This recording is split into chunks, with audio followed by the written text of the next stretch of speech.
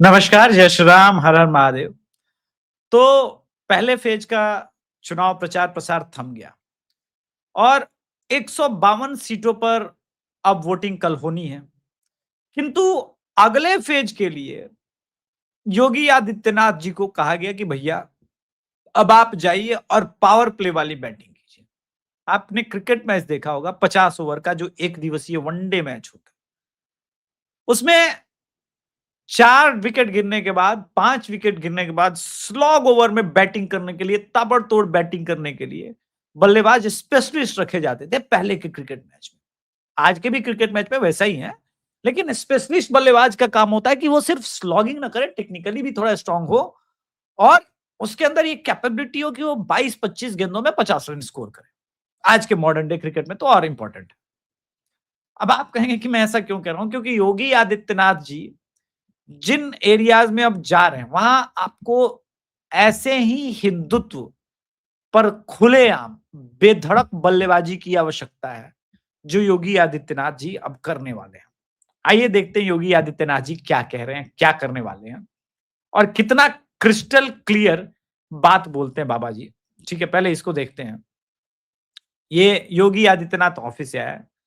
ठीक है, कि भाई पश्चिम बंगाल में सार्वजनिक रूप से 3 सभा, एक दिन में 3-3 सभाएं हो रही है भाई साहब, योगी आदित्यनाथ की। यानी अगले आप देखेंगे ये 22 तारीख से लेकर के 27 तारीख तक में ये कम से कम 15 सभाएं इंपॉर्टेंट ये कर लेंगे, हेमंत बिश्व शर्मा कर लेंगे और मोदी जी मिला करके वो जो टारगेट है इनका 60 सीटों तक पहुंचने का, क्योंकि अब यहां जाएंगे तो उसके आसपास 2-3 क्षेत्रों को तो प्रभावित कर ही देते हैं।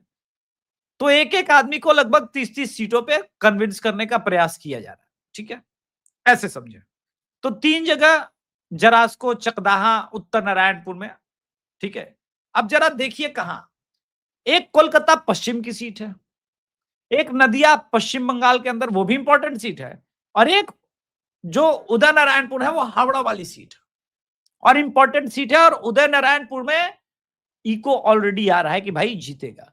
अब जो योगी आदित्यनाथ जी की लाइन है वो इंपॉर्टेंट है भाई साहब। योगी आदित्यनाथ जी की लाइन क्या है इस वक्त? ठीक है, उसको भी समझना बहुत जरूरी है। योगी आदित्यनाथ जी जो कह रहे हैं वो ये कह रहे हैं कि 4 मई को यूपी के टेरर, माफिया राज और करप्शन का अंधेरा छटेगा, समृद्धि और इसका विकास होगा। लेकिन जो ऑफिशियल हैंडल से योगी आदित्यनाथ जिस पर कह रहे हैं वो इंपॉर्टेंट है। क्रांति भूमि बंगाल की मिट्टी अन्याय स्वीकार नहीं करती। यहां का जनमानस अपनी अस्मिता से कभी समझौता नहीं करता। आज जोरास्को, चकदाहा, उदय नारायणपुर सभी क्षेत्रों में जनता जनार्दन से संवाद कर उस जन संकल्प को मजबूत करूंगा जो टीएमसी के सरकार के भ्रष्टाचार, तुष्टीकरण, हिंसा और घुसपैठ के विरुद्ध दृढ़ता से खड़ा है। अब बंगाल ठहरने वाला नहीं है, जनता निर्णय ले चुकी है। दर्शकों, योगी आदित्यनाथ या हेमंता बिश्व शर्मा या अभी जिस प्रकार से महाराष्ट्र में राजनीति देवेंद्र फडणवीस जी कर रहे हैं, ऐसे लीडर्स की आपको आवश्यकता क्यों है? सेंट्रल में मोदी जी के होने के बाद भी इन इंपॉर्टेंट स्टेट्स में और बंगाल में मैं अभी से कह रहा हूं कि शुवेंदु अधिकारी जैसे सीएम की आवश्यकता आपको क्यों है? देखिए, सिर्फ बात डबल इंजन की नहीं है। इनके विचार को सुनिए। इनका विचार बहुत क्लियर है, इनका शत्रुबोध बहुत क्लियर है। ये जानते हैं एज अ चीफ मिनिस्टर की क्या करना है, क्या बोलना है।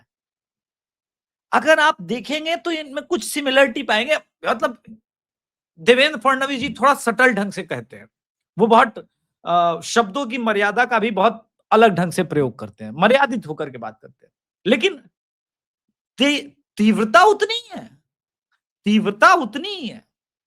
किंतु योगी आदित्यनाथ या हेमंता बिस्व शर्मा जी की जो बात है, ये लोग बेधड़क बयानबाजी करते हैं, भयंकर, स्ट्रेट, हेड ऑन।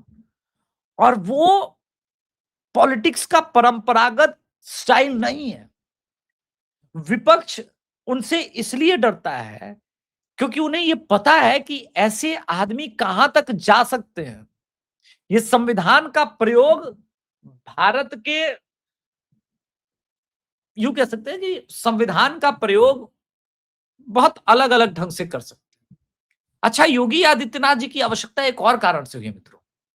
जैसा मैंने एक और भविष्यवाणी किया था कि पश्चिम बंगाल में आखिरी 2 दिन में आपको हिंसा और इन सब के मामले दिखेंगे, और वो क्यों है, ठीक है, वो समझना बहुत आवश्यक है कि कैसे वो चल रहा है। ठीक है, मैं आपको दिखाता हूं। ठीक है, ये रात का है एक वीडियो, वो दिखाते हैं। ठीक है, पहले इसको देखते हैं। आपके दिल में किसको वोट देना है, इससे मुझे हम लोगों को मतलब आपको जिसको दिल करे उसको वोट दो, लेकिन दो आपको जाना है और जाके अपनी मर्जी से अपने दिल में जो भी आएगा उसको वोट। ठीक है जी, ठीक है। इसमें अगर कोई रोकता है, अगर कोई आपको रोकेगा, कोई धमकाएगा, कोई डराएगा, कोई लालच देगा, तो इसमें नहीं आना है। हम लोग को खबर करो, और हमारा खबर करने का क्या तरीका है, एक तो आप देखिए कि रात भर ये चला है, रात भर कि आप हमको खबर करो। सेना के अफसर हैं ये राजीव चंद्र सिन्हा जी, तो बंगाल के गांव गांव में जो फर्स्ट फेज का भी वोटिंग होना है, गांव गांव में जाकर के बोल रहे हैं, कह रहे जिसको मैंने उसको वोट दो, लेकिन कोई डराएगा धमकाएगा तो भाई आओ बताओ। ठीक है, अब एक ये है कि भैया ममता बनर्जी अब जिस प्रकार का भाषा का प्रयोग कर रही है, मैं तो सुनवा भी नहीं सकता, बोल भी नहीं सकता। लेकिन ये क्या है, ममता बनर्जी जी जिस प्रकार के शब्दावली का प्रयोग कर रही है, गाली गलौज पर आ गई है, ये तो आपका मल्लिकार्जुन खड़गे वाला मोमेंट हो गया।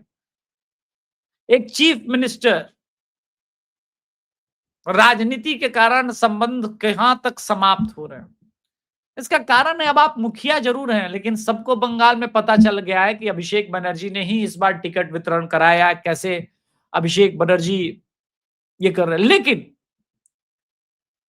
हाँ, तू इशाला टका देशिश बाल, इस तरह का शब्दावली का प्रयोग तो मैं क्या बोलूं। एक महिला बोल रही है, क्या ये बंगाली कल्चर है? क्या ये रविंद्रनाथ का बंगाल का कल्चर है? ये टीएमसी का कल्चर है भाई, ये बंगाल का कोई लेना देना नहीं है। खैर, नाम ही है तो। अब आपको बंगाल से, अभी चूंकि बंगाल में तो सरकार बना नहीं है, लेकिन क्यों ममता बनर्जी सरकार को रखने के लिए पाकिस्तान इसमें इन्वॉल्वमेंट है, और किस प्रकार से पाकिस्तान के स्लीपर सेल हैंडल्स जो एक्स पर हैं, फेसबुक पर है, वो काम कर रहे हैं और चाहते हैं कि जातीय उन्माद फैला करके कैसे किसी भी प्रकार से टीएमसी को जिताना है। इसका उदाहरण देता हूं, एक बंगला मैन फेक पासपोर्ट के साथ अरेस्ट हुआ, लेकिन जब पता चला तो पता चला कि वो पाकिस्तानी है। अब आप समझिए कि कैसे ये डॉक्यूमेंट्स को फॉल्स करके कर रहे हैं। 2-2.5 करोड़ रुपए का तो ट्रांजैक्शन भी किया था इसने। और आप सोचिए कि पाकिस्तानी सिटीजन आ रहा है, तो इसके लिए किसको, आप कौन सी सरकार को थैंक यू बोलेंगे? ऑब्वियसली टीएमसी सरकार के रीजन में हो रहा है, तो टीएमसी को थैंक यू बोलेंगे पाकिस्तानी।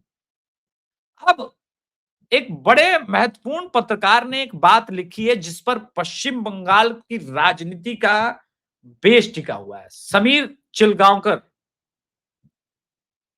ठीक है,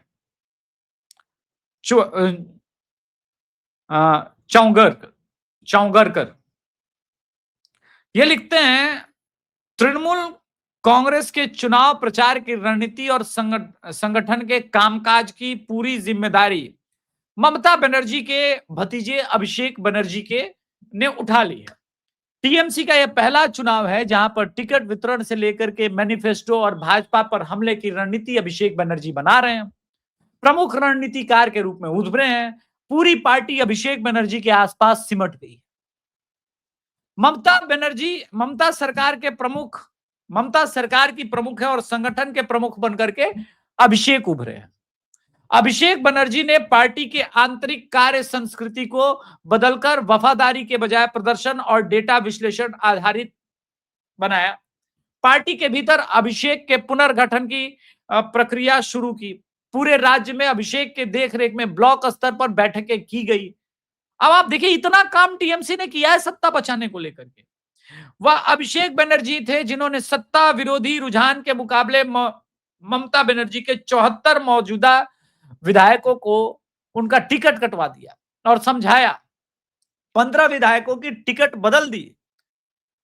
ममता अभिषेक जहां बड़ी बड़ी रैलियां कर रहे हैं, वही छोटी बैठकों के जरिए बूथ स्तर पर लोगों तक पहुंचने का काम किया जा रहा है, जिसमें 20 सदस्यों का स्टाफ लगातार दिन रात काम कर रहा है। करीब 1.5 लाख शैडो बूथ स्तरीय अधिकारी लगातार अलग अलग बूथ पर नजर बनाए रखे। इतना कुछ हो रहा है। इतना सब करने के बाद भी ममता और अभिषेक के हाथ से सत्ता फिसल रही है। 15 साल की अराजकता और अपराध को पालने की संस्कृति ममता पर अब भारी पड़ रही है। इसी कारण ममता बनर्जी 4 मई को सत्ता से बाहर होने जा रही है। समीर चौंगकर जी ने ये लिखा है। अब बात यह है कि भाई मैं इस पोस्ट से बड़ा, जिसको कहते हैं ना, कनेक्टेड फील किया हूं, क्योंकि बंगाल में जब मैं गया तो मैंने देखा। अब आप बीरभूम में देखिए, जो मैंने कहा कि टीएमसी के ये लोग करेंगे ही, और इसकी भविष्यवाणी मैंने की थी, क्योंकि अगर पहले फेज में ये नहीं किया तो दूसरे फेज में फियर ब्रेकडाउन हो जाएगा ना। तो लोगों को एक्चुअली पहले फेज के लिए इनको ही पता है कि बहुत ज्यादा डर का असर नहीं पड़ेगा, लेकिन ये पहले फेज के लोगों के लिए कर भी नहीं रहे हैं, ये कर रहे हैं दूसरे फेज के लोगों के लिए। ठीक है, dear DO Birbhum police west Bengal, ठीक है सब कुछ, लेकिन ये जो चल रहा है ভোট 50টা যদি পরে টানানাস করে দেবো ভাইকে, বলে পিস করে দেবো, पीस कर देवो। आप देख रहे हैं ये जो तबका है, जानते हैं क्यों भड़का हुआ है? हर चीज जो नाले की सफाई से लेकर के इन सब का कॉन्ट्रैक्ट टीएमसी के उन्हीं कैडर्स को मिलता है। उनको पता है कि सब खत्म हो जाएगा, सब खत्म हो जाएगा भाजपा नहीं, और इसलिए वो अब उन लोगों को, उनके अंदर जो काम करते हैं उन लोगों को भड़का रही है। और एक और भविष्यवाणी करता हूं, इसके बाद भी फर्स्ट फेज में जो होगा, इस बार आप ऐतिहासिक चीज होने वाली है।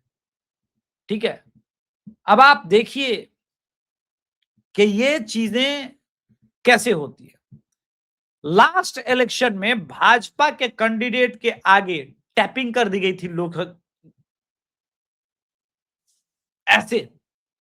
हालांकि इस बार चुनाव आयोग ऐसा नहीं होने देगा, लेकिन ये कितना खतरनाक है कि यहां टेप मार दिया गया। अब कैसे वोट करोगे? अब वोट कैसे करोगे? ईवीएम पे बटन कैसे दबाओगे? तुम चिल्लाते रहो कि हम भाजपा को जिताएंगे, भाजपा को वोट करेंगे, लेकिन भाजपा के लिए ईवीएम में वोट कर पाओगे तब तो। फरहाद हकीम के कंस्टिट्यूंसी में, डायमंड हार्बर और पोर्ट वाले रीजन में इस तरह की बहुत शिकायतें आई थी पिछली बार। फिर अपने दर्शक हमको गाली देते, अभिषेक जी आप तो बोल रहे थे कि बीजेपी जीतेगी चुनाव, फिर क्यों नहीं जीती? मैं आपसे पूछता हूं, हम लोग ग्राउंड पर जाके सर्वे करते हैं, ईवीएम में किसको वोट पड़ा वो तो हम नहीं देख पाते ना। आप मुझे बताइए कि मेरा सर्वे कैसे फेल नहीं होगा? और यह संजय दीक्षित सरकार किसी XYZ का, वो फेल इसीलिए हो जाता है कि हम जनता से बात करके आते हैं इलेक्शन के पहले, लेकिन इलेक्शन में अगर इस प्रकार का, अच्छा इसमें कौन कौन नहीं मिला होगा? सोचिए, इस प्रकार का जब बैलेट यूनिट में चीज आएगा सामने, तो कितने लोग इसमें होंगे इन्वॉल्व? आपने सोचा है? वहां पर बूथ का पीठासीन अधिकारी, ईवीएम कंट्रोलर से लेकर के सारे, मतलब उस पूरे पोलिंग स्टेशन पर जितने लोग बैठे हैं सब टीएमसी के आदमी। और सुनिए, वोटिंग स्लो डाउन कराते थे। कैसे? बूथ को जैम कर देते थे। अचानक 100-150 लोग, उनको वोट नहीं करना है, वो बस खड़े रहते थे। लाइन में जाके खड़े हो जाए, जब भी हिंदू आ रहा है वोट करने, देख रहे बाप रे बाप बहुत भीड़ है, आधे घंटे बाद आएंगे, 45 मिनट बाद आएंगे। 4 बजे वो लोग निकलते थे, अब 4 बजे तुम ही लाइन में खड़े होकर के कितना देर तक वोट कर पाओगे? तो ऐसे करके आप पूरा इलेक्शन रिग किया गया। आप समझ रहे हैं गंभीरता को? इन सब चीजों से इस बार निपटना है। इस बार पहली बार हम लोग ये बातें खुल के बोल रहे हैं, क्योंकि हमारे पास भी इंफॉर्मेशन सामने से आ रही है। सोचिए कितना मुश्किल है, और इसको लेकर के अब इलेक्शन कमीशन को टैग करके ये बातें लिखी जा रही हैं, बोली जा रही कि भाई लास्ट टाइम भी ऐसे हुआ था, इस बार ध्यान रखें। Presiding officer of all the booths are supposed to check and ensure that all candidate buttons on EVM should be clearly visible and no candidate button can be covered with tape, glue or other material. खुल के बोला जा रहा है, पिछली बार नहीं बोला गया था, आपने भी नहीं सुना होगा। ये कॉन्फिडेंस जानते हैं कैसे आया? ये कॉन्फिडेंस उसी जनता के उसी फीडबैक से आया है कि हम लोग जब दोबारा पहुंचे तो फिर वही आदमी मिला, हमारी टीम को भी मिला, बोला भाजपा जीतेगी, भाजपा को वोट करेंगे। बोला पिछली बार तो किया नहीं, तो कैमरा बंद करा करके बोला, दादा एक बात बोले, वोट करने तो गया था, लाइन में इतना सारा लोग लग गया जिसको वोट नहीं करना था, वो लेट करा दिया दादा, ईवीएम के ऊपर टेप लगा दिया दादा, हमारा बीजेपी का बटन ही नहीं दिखता था। सोच रहे हैं आप? और उसके बाद हमारे अपने दर्शक इतना परिश्रम करने के बाद जब हमारा एग्जिट पोल फेल आता था या रिजल्ट वैसे नहीं आता था, क्या क्या नहीं गाली देते थे। मैंने सब सहा है, क्योंकि मैं जानता हूं कि आप भी हिंदू, मैं भी हिंदू, हम दोनों हिंदू के लिए ही काम करना चाहते हैं। तो आप लोगों की गाली को भी आत्मसात कर लेता हूं। बोला कोई बात नहीं, परिश्रम में कमी नहीं होगी। इस बार भी परिश्रम, हमने एफर्ट पूरा दिया। मैंने 1 महीने से बंगाल छोड़ के कुछ नहीं किया। अब अंतिम पुश इस बार जनता को लेना है। और अगर भाई साहब आप लोगों के आगे नंबर, ये सारे डिटेल्स भी बता दिए जाएंगे।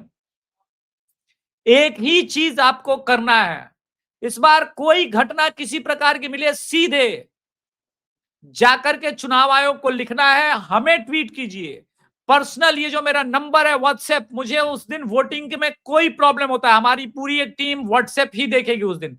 इसलिए कोई जय Shri Ram, good morning, good evening का मैसेज प्लीज मत देना इस पे व्हाट्सएप। अब आपसे 5 मिनट बात करना चाहता हूं, वो कुछ नहीं। आप लोग व्हाट्सएप कीजिए कि यहां प्रॉब्लम हो रहा है, हम डायरेक्ट वहां के इलेक्शन कमीशन और इलेक्शन की ड्यूटी में लोग जो होंगे उनसे बात करेंगे, बोला यहां हो रहा है, यहां रिपोल कराओ। लेकिन इस बार लड़ाई फुल एंड फाइनल, एकदम जिसको कहना है एकदम गजब लड़नी है, इस बार उखाड़ फेंकना है। तो वो होगा आप सबके सहयोग से, इस बात को ध्यान रखिए। तो आपसे निवेदन है, अब मैं बता रहा हूं कि खेल क्या चल रहा है। आपको 2 नाम दिखाते हैं, ठीक है, कैसे ये लोग टीएमसी, कांग्रेस और इनके लिए बैटिंग कर रहे हैं। मिशा इशी मिश्रा, आपको लगेगा कि मिश्रा इशी, भाई ये तो हिंदू ब्राह्मण नाम है। नेहा भट्ट, आपको लगेगा ब्राह्मण नाम है। साउथ एशिया से चल रहा है, दोनों अकाउंट पाकिस्तानी है। अब आप कहेंगे कि ऐसे कैसे, बता रहे हैं। पाकिस्तान के आईएसआई मुना, इसने 2 आईडी नहीं, ऐसे 10,000 कास्ट बेस्ड आईडी क्रिएट कराई है, ताकि भारत के अंदर कास्ट के नाम पर फॉल्ट लाइन, जाति के नाम पर फॉल्ट लाइन खड़ा करके, जाति के नाम पर लोगों को लड़ा करके ये सारा काम किया जा सके। चाहे वो बंगाल चुनाव हो, तमिलनाडु चुनाव है, हर जगह। तो इसलिए जो आपको सोशल मीडिया पर ट्वीट्स दिखते हैं, कोई जरूरी नहीं है कि वो दलित समाज के हिंदू ने ही किया हो या सामान्य वर्ग के हिंदू ने ही किया हो। वो फॉल्ट लाइन क्रिएट करने वाला हो सकता है कि एक ही आईडी दलित भी बन रहा है और फिर उसके बाद उसको गाली देने के लिए पहला नीचे सामान्य भी बन रहा है, उसके बाद दूसरी बातें करने वाला भी वही बन रहा है, और उसके नीचे फिर भेड़ चाल में आप ट्रैप में फंस रहे हैं। इसको इंफॉर्मेशन वॉरफेयर ये कहते हैं। लेकिन अब एक बड़ा पॉली मार्केट के हिसाब से भाजपा सरकार बना रही है, और भाजपा के सरकार बनाने की संभावना कितनी प्रतिशत है? 50.6%।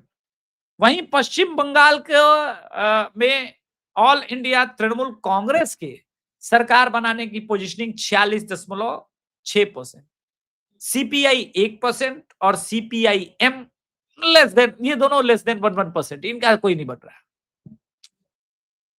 कमाल है ना।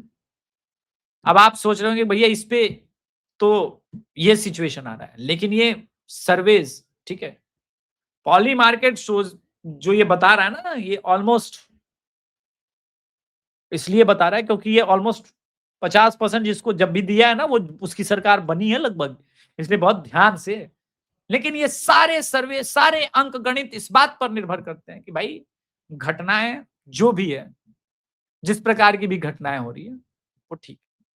बाकी जिनको दर्द है उनमें से जैसे ध्रुव राठी को ये दर्द है कि भाई देखिए पश्चिम बंगाल से ट्रेन भर भर के भेजा जा रहा है लोगों को बीजेपी को वोट करने के लिए, तो ये तो भाई मिसयूज है, ठीक है, arrange by BJP from Surat to Bengal. ये तो भाई ट्रेन का पैसा ध्रुव राठी तुमसे मिल रहा है, जो तुम ये कह रहे हो कि भाई अ ब्लेंटेंट वायलेशन ऑफ सेक्शन 200 फलाना 223(5) और रिप्रेजेंटेशन एक्ट 1951। यार ध्रुव, पता है यार, एक बच्चे ने तुम्हारी मार के रखी है पिछले 3 दिन से, तुम उसके वीडियोस 3 दिन से, क्या उस बच्चे ने डेडिकेट कर दिया है खुद को, छोटा बच्चा है, और जितनी ठुकाई करी है ना इस आदमी की उस बच्चे ने, उसके वीडियो पे एक कॉपीराइट मरवाता फिर रहा है। मुसलमानों ने केरला से, ठीक है, मुसलमानों ने केरला से वोट करने के लिए फ्लाइट और इन सब का टिकट कराया, तो भाई वो उसका अधिकार है ना, वो कर सकता है ये काम, वो उसके लिए अधिकारी है, ठीक है। अब ये जो 205, और ये भी तुम कितना झूठ बोलते हो यार, तुम्हारे लिए सब करना पड़ता है दर्शकों को जगाने के लिए। Section 23(5) representation of public act specially classifies the hearing और prosecuting of the vehicles for the free conveyance of any voter, ठीक है, other than the candidate themselves और देयर फैमिली एजेंट्स और from a polling station as corrupt practice. तो हाँ ठीक है, कहां दिक्कत आ रही है तुमको, है? पेमेंट और, ठीक है, the political party must pay for the train travelling using own declaration of funds.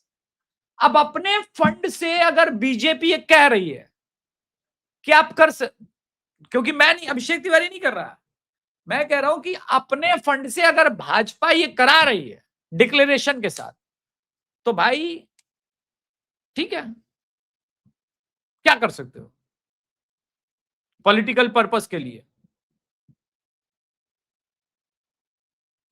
सरकार के फंड से तो हो नहीं रहा है, अगर गवर्नमेंट के फंड से हो रहा होता तब कंप्लेन कर सकते।